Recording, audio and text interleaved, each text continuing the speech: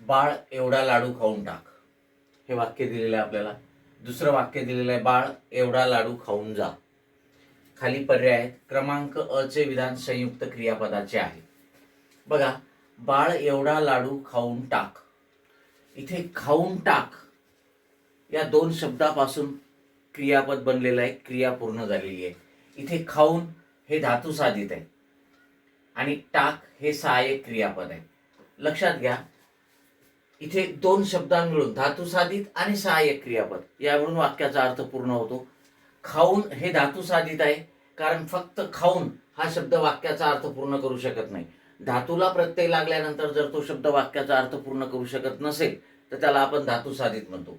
मग हे टाक जे आहे हे सहाय्यक क्रियापद आहे. हे टाक सहाय्यक क्रियापद या धातू साधिताला, या धातू साधितातील क्रिया पूर्ण करण्यासाठी मदत करते, म्हणून हे सहाय्यक क्रियापद आहे. आणि म्हणून या टाकला स्वतःची क्रिया नाही आणि म्हणूनच या दोन्ही शब्दातून एकच क्रिया व्यक्त होते. मग अशा वेळी ते संयुक्त क्रियापद असते. ठीक आहे. आणि म्हणून खाऊन टाक हे संयुक्त क्रियापद आहे. दोन्ही शब्दातून एकच क्रिया व्यक्त होते. ठीक आहे. आणि एकच व्हायला पाहिजे. दोन वेगवेगळ्या क्रिया व्यक्त होत असतील तर त्याला संयुक्त क्रियापद म्हणत नाही. त्यामुळे हे संयुक्त क्रियापदाचे आहे. क्रमांक 1 चे विधान संयुक्त क्रियापदाचे, हे आपलं अगदी बरोबर विधान आहे. बाळ एवढा लाडू खाऊन जा. आता इथे खाऊन जा मध्ये खाऊन हे धातू साधित आहे, पण जा हे सहाय्यक क्रियापद नाही.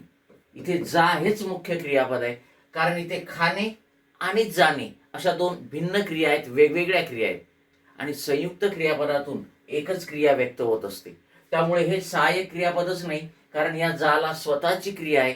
ते खाऊन ही क्रिया पूर्ण करण्यासाठी मदत करत नाही आणि म्हणून हे संयुक्त क्रियापद नाही. इथे जा हेच क्रियापद आहे आणि त्याला आपण सिद्ध क्रियापद म्हणतो. क्रमांक ब चे विधान संयुक्त क्रियापदाचे आहे. ठीक आहे. हे मात्र मग चुकीचं आहे. क्रमांक अ व ब चे विधान संयुक्त क्रियापदाचे आहे, हे पण चूक आहे. फक्त अ चं संयुक्त क्रियापदाचं आहे. अ व ब चे विधान संयुक्त क्रियापदाचे नाही, हे पण चूक आहे. कारण ठीक फक्त अ हेच काय संयुक्त क्रियापदाचं वाक्य आहे. संयुक्त क्रियापदातून एकच क्रिया व्यक्त व्हायला हवी. Okay, yes.